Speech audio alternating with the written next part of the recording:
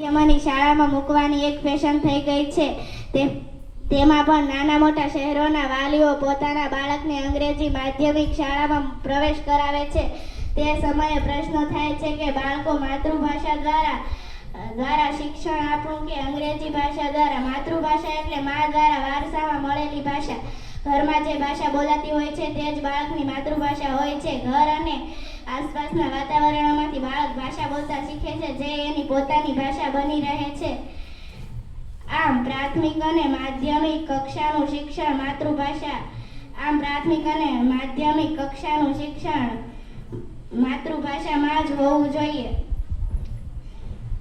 એ ખરું છે કે અંગ્રેજી ભાષા જગતભરમાં ફેલાયેલી છે, પરંતુ ઘર અને આસપાસના વાતાવરણોમાંથી